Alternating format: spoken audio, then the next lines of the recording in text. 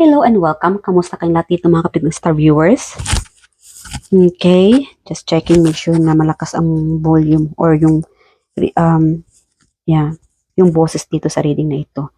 Make sure na naka-on itong microphone ko kasi nung nag-reading ako one time, half of the video nawala yung boses. Nag-panic attack ulit agad ako. Anyway, so kamusta kayong lahat dito? Ang reading natin dito is it's about your spiritual. Alamin natin kung ano itong spiritual message from the universe for you. Alright, Spirit Guide Angels. What is this all about? Spiritual message for my collective. Spiritual message. What is this about? Oh my God, ang daming conflict. Talagang marami kayong mga pinagdaanan. Whoever watching here, this reading is collective and timeless. So, if this reading appears on your social media, YouTube, whatever, no, this is meant to find you. This is about your spiritual message from the universe. Talagang nagkagulo-gulo yung baraha. So maybe you are in a situation na magulo, ano. Spirit Guide Angels, what is this about? It is pasensya na guys. Ano ba to? Parang may nanginginig dito. I'm getting like someone is crying or siguro galing ka sa ano, I don't know, may umiiyak dito or lately parang umiiyak ka.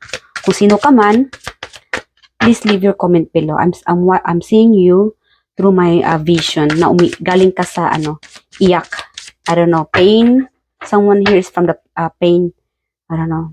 Parang nanginginig ako ngayon. Nakakaramdam ako ng panginginig. Whoever you are na parang nakakaramdam ng panginig, I get you. Maybe this is for you. Very specific here. Spirit Guide Angels, oh my God, anxiety. Talaga dito, no? Someone here is feeling anxiety, takot. Yeah, maybe this is you. Nagkakaroon ng anxiety, nahirapang matulog. Conflict, siguro. Yeah, this is like about hidden secret. Natagalan ka matulog o nahirapan kang makatulog, and that's why kaya siguro nanonood ka ng mga readings, no, para magkaroon ka ng peace of mind or gabay, no. Yeah, maybe you have this conflict, nahirapan ka siguro makatulog kaya because you have been through a lot. Maybe hindi ka masaya currently sa iyong sitwasyon. This could be relationship or long distance. Is something about hidden. Kumbaga, kinikim mo lang. No? It's something about conflict, no? Siguro, like, I'm sorry guys ha. Kunin nyo lang guys kung saan ka nakarasanit. This is a collective reading. And wag nyo lang pong lahatin itong mga pinagsasabi ko. You know? Kasi alam nyo naman maraming nanonood dito. And iba-iba po ang mga sitwasyon ninyo dito mga kapatid. And hindi po ito general reading or private reading. Kung ano man itong nababanggit ko dito sa inyo or dito sa reading na ito, kunin nyo lang po. Kung hindi man naayon sa inyo ang reading na ito or itong mga nababanggit ko, meaning hindi ito para sa inyo, para yun sa iba. Alright? Huwag lang po tayong bitter mga kapatid ha. I'm trying my best to tell you guys kung ano yung nakukuha kong energy dito. Okay? So yung energy ninyo dito mga kapatid, kaya siguro nakakaramdam ako ng shaking or umiiyak kanina because maybe you are into conflict, worries, no? Nahirapan kang makatulog dahil siguro hindi ka masaya sa inyong karelasyon or hindi ka masaya sa sitwasyon mo ngayon dahil someone is controlling you. I don't know, possessive. Maybe you are into like a possessive relationship or possessive boss. Yeah. Someone here is big time hindi masaya sa iyong current situation. Ang dami mong dinadamdam. Ang dami mong, I don't know, hindi ka masaya. Overall, hindi ka masaya ngayon. Kasi sa mga problema mo, lahat kinikimkim mo. Okay? Siguro kinikimkim mo dahil wala kang mapagsabihan sa mga problema mo. It could be the reason na malayo ka sa mga mahal mo sa buhay. Nakaramdam ka siguro ng, I don't know, you know what guys? This reading is really like heavy. Napaka mabigat ng sitwasyon mo ngayon. I don't know kung ano itong pinagdadaanan mo ngayon, guys. Napaka mabigat. You know what? Because this reading is about spiritual, maybe you are into darkness energy. This is the path of your spiritual journey. A part of your reflection. Siguro may mga kailangan kang ma-reflect dito, ano? Guys, I don't know, a karma, justice. The reason siguro kaya ito yung sitwasyon mo ngayon, because of you are in a spiritual journey. Darkness. Okay. Yeah. Heaviness. Guys, huwag tayong matakot. Huwag tayong mangamba kung bakit ito ay nangyari sa inyo. Itong problema, emotional baggage, umiiyak na lang sa sulok, napupuno ng problema. This situation that you are in right now is you are in a spiritual journey. Lesson. A lesson that you have to learn. Huwag tayong matakot because hindi ito mangyari sa atin kung hindi natin kakayanin. The reason kaya nandito tayo sa mundong ito, I'm glad, you know what, before mag-move tayo, no? Mag-move forward. Ako po ay natutuwa. First of all, ako po ay natutuwa kung na kayo ay napunta dito sa reading na ito. Because you need this answer. Kailangan mo itong sagot from the universe. Kung bakit na-experience mo ito. The darkness. Okay? Yeah. It could be like a storm. Itong storm, itong mga pagsubok, dadaan lang yan mga kapatid. Whatever storm, whatever pagsubok na dinaranas mo ngayon mga kapatid, hirap na, nasasaktan ka na, you know what, I feel like parang gusto kong umiyak. Like again, kanina, nasabi ko kanina, meron dito sa inyo na galing lang nakakaiyak lang, nasasaktan na, napupuno na. Like again, darkness, napupuno ka ng darkness. Hindi ka natutuwa sa sitwasyon mo ngayon. Whatever it is mga kapatid, I'm sorry. But then again, this is just part of your spiritual journey. After the rain, there will be a rainbow. The sun. See? Right behind. You know, maybe you are a kind of person na tinatago mo lang ang iyong problema. No? Sa harap ng mga tao, people know, I'm getting like, hindi alam ng mga tao sa paligid mo na ito pala ang dinadamdam mo. Ito pala ang sitwasyon mo ngayon. Kasi behind the scene, you're showing them happiness, which is fake. You're not showing your true emotions. You're not showing every battles, conflict, problems. Pinapakita mo sa kanila na everything is under your control, which is too heavy. Hirap ka na.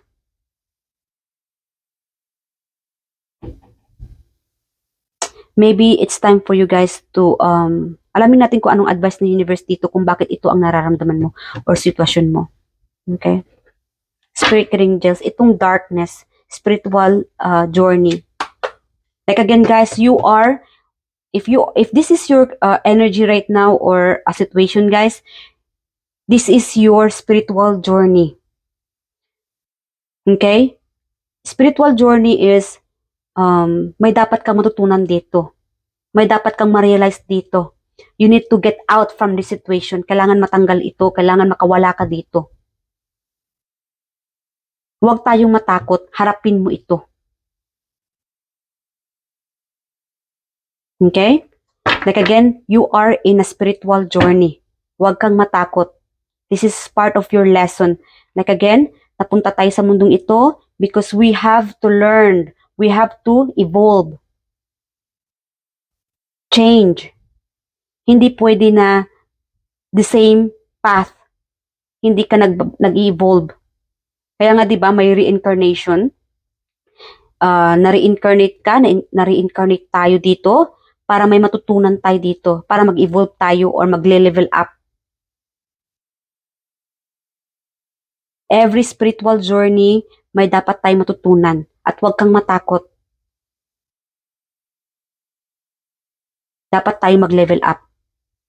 Dapat tayo dapat matanggal ito or maalis ka sa mga toxic or someone or whatever it is, no? Kasi iba-iba yung mga sitwasyon ninyo.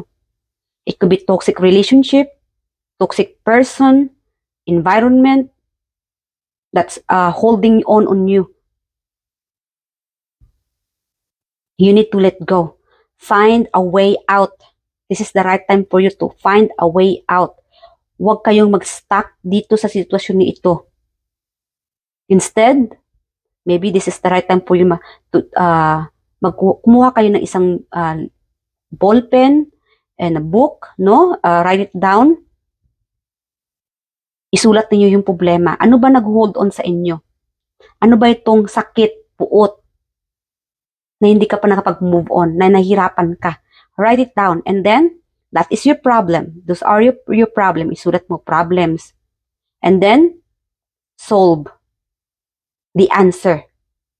Ano bang sagot dito? Ang sagot dito ay makawala ako. Paano ba ako makawala dito? And for that will be to for you to lead, no? Itong spiritual journey mo na makaalis ka dyan. Na matanggal ito. Itong puot sa dibdib mo, itong sinasarili mong problema. Na hindi ka masaya sa person na ito, how to let go. Paano ba ako makaalis sa taong ito? Paano ba matanggal itong taong ito sa puso ko or sa sitwasyon ko? Isulat mo. Make that it's like a journal. Like again guys, itong mga pagsubok na ito, this is part of your spiritual journey. You are in a spiritual journey. Darkness. After the dark, you will be in the light. Makakaalis ka rin dyan. You just have to focus on the answer. Huwag kang mag-focus sa problem. Focus on the answer. Wow. Mag-shuffle pa sana ako ng baraha para sa sagot, no? Then, nakukuha ko na yung mga channeled message from the universe automatically. Ang bilis naman. But again, we are so blessed, guys, dahil we are being guided andito sa universe para mabigyan kayo ng gabay, no? So, Spirit Guardians, ano pa ang sagot dito sa mga darkness, heaviness sa ating mga collective about their spiritual journey? Ano ang sagot? Okay, umalis ka dyan. Making a breakthrough. Paano ka maka-breakthrough dyan? Isulat mo. Humingi ka ng sagot kay universe. Whatever situation you are in right now, ipanalangin mo kay universe. Universe, Panginoon, Spirit Team, Spirit Animals, Archangels, paano ba ako makakaalis dito? Isulat mo. And follow your instinct, mga kapatid, your intuition. Kasi minsan nakakaroon ka ng idea. Yun nga lang, you are being clouded. Napangunahan ka ng pangamba, ng takot, na mga nagdi-distract sa'yo. Itong mga nagkukontrol sa'yo. Or homesick. Malayo ka siguro. Like again, guys, you are powerful. You are intuitive. Do not let your intuition, your soul, na being clouded. Because sa ngayon kasi, na-stuck ka sa yung mga takot, worries. Dinadamdam mo ito. How to let go, how to move forward, how to get out from this situation. Kasi meron to ang kinakalaban mo, ang kinakaharap mo is you yourself. Like again, you are in a darkness of spirituality journey. And how to do this, how to get out of this? Breaking through. Okay? Deceit, lies, trickery, cheating, thief, underhanded, scheming, dangerous, risky behavior, enemy, masquerading as friend, spying, lack of conscience, strategy, resourceful. So again, kailangan mo ng strategy para makaalis ka dito. Whatever situation you are in right now, guys, love life, finances, yourself, work, family members, whatever it is, you need to strategize. Plan, make a plan. Umalis ka dyan. Kung hindi ka masaya sa trabaho mo, then make a move, maghanap ka ng panibagong trabaho. Marami pa dyan. If this is about your marriage, then maybe you need to write it down kung paano ba makaalis sa toxic partner na ito na hindi ka masaya. Or maybe you have to speak up. Like again, manalangin ka para mabigyan ka ng sagot ni universe. How to get out from this toxic partner. Especially na mahirap naman talaga kung makaalis ka sa isang marriage na related, may mga bata, may mga anak ka. Maybe, kailangan mo rin ng,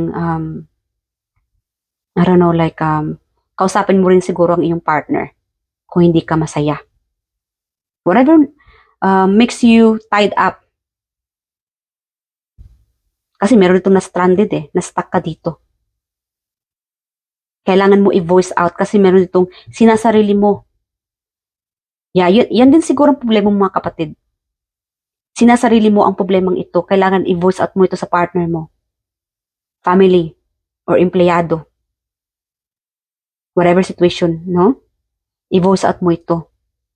Kung hindi ka naman pinapakinggan, then isulat mo ito sa book mo.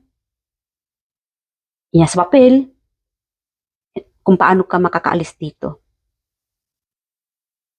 Or siguro kailangan mo ng another person na pakinggan, no? Yeah, guidance.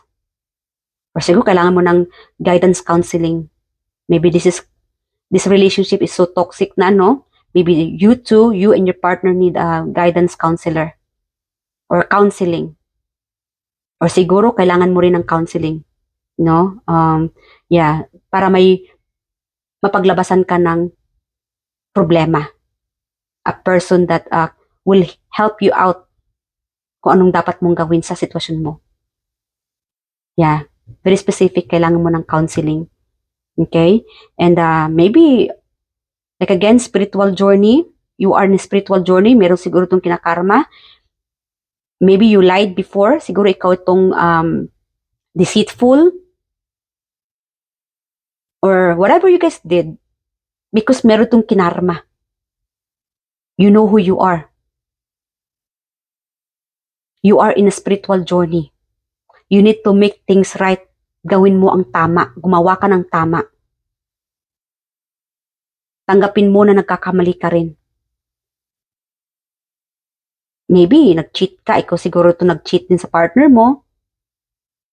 Like, guys, I'm not expecting everybody here who's been watching in my tarot deck or YouTube channel na perfecto ka. Everybody are different. We all made mistakes. Okay? You are in a spiritual journey. The universe is like pushing you to make things right. Gumawa ka ng tama. Kung nag-cheat ka man, if you lied to your partner, or if you lied, whatever you hid, kasi meron kang tinatago dito. And siguro, inuusog ka ng karma. Kaya hindi ka makatulog, kaya nasasaktan ka, hindi ka komportable. What you should do to make these things right? Kung paano ba to gagawing tama? Kung paano mo itatama itong sitwasyon na ito. You know what to do. Face it. Harapin mo ito. And for that, the universe will be happy and proud for you to make it right. Harapin mo itong pagkakamaling ito. Tanggapin mo. Okay? Whoever you are. You need to evolve. Mag-evolve ka dapat. Hindi pwede na puro kamalian na lang ang gagawin mo. Hindi ka mag-evolve. You will be the same. Mastak ka dyan. Walang pag-uusad sa iyo. Kung puro na lang pagkakamali ang gagawin mo. Okay? Yeah, magsisinungaling, mag-cheat, whatever you do, no? Yeah. Like again, make things right. Gawin mo, gumawa ka ng tama. And for that, mag-evolve ka because you are in a darkness right now. Spiritual journey. Lahat tayo, again, nabubuhay tayo sa mundong ito. We are being here to evolve. Learn our lesson, no? And whatever mistake we made, make it right. Okay? Lahat nakikita ng Panginoon. Every actions, every decision we made, the universe sees it. At walang sikreto na hindi mabubunyag. Whoever you are. Okay? So, advice na tayo mga kapatid. Huwag tayo matakot at huwag kang magalit kung ito ay mensahe ni universe para sa'yo. Take it, accept it, and dapat magmamature tayo, ano? So, ano na tayo? Advice from the universe, affirmation for today's affirmation from your spiritual journey. Spirit guide angels. What is this affirmation? Kung kailangan mo humingi ng pagpatawad, humingi ka ng pagpapatawad. Okay? Tanggapin ang inyong pagkakamali. Affirmation for today's reading. Okay, let's get this. Today, I am persistent. Today, nothing will stop me from accomplishing my goal. Nothing will stand in the way of my happiness. See? Yeah. Yun dapat ang inyong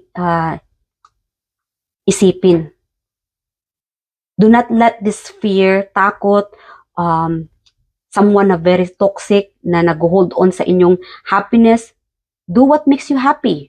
Kung hindi ka masaya sa relationship mo, then let go. Mag-open up ka sa person mo. Harapin mo siya. Okay? Nasabihin mo sa kanya na hindi ka na happy. Or it could be sa family, school, whatever it is na hindi ka masaya. Okay? Face your happiness. Choose your happiness. Whatever it is, choose your happiness. Because right now, you are stuck. Okay? Ano pa? Advice, Spirit guide angels? Okay, today I am brilliant. So, chinicheer up ka ng universe. Today, every idea I have is creative, thoughtful, and full of potential. So, yeah. You guys have a full of potentials. Kaya mo to. Yeah, kaya mo to. Okay? Hindi ka bibigyan ni universe ng mga pagsubok na ito or spiritual journey kung hindi mo kaya. Alright? So, on the bottom of here, today, I am in charge. Like again, meron talaga dito ay you are in control of somebody na napaka-toxic. You should be in charge today. Okay? Today, I am in control of how I feel. Nobody can make me feel any other way than happy. Again, today, I am in charge. Today, I am in control of how I feel. Nobody can make me feel any other way than happy. Choose happiness, not sadness. Okay? Piliin nyo kung ano yung nakapagpapasaya sa inyo. Right now, you are in a spiritual journey. Let go and let God. Okay? Maging totoo kayo. And good luck. You can do this. Hindi ka dadaan dito sa pagsubok na ito kung hindi mo kaya. The universe sees you, every move you made, every mistake you made, every decision you made. Alright guys, good luck. I love you guys. Choose love. Mag-pray kayo para matanggal itong puot, itong bigat sa iyong dibdib. And follow your instinct, your intuition. Alright? I love you and take care. Bye and thank you.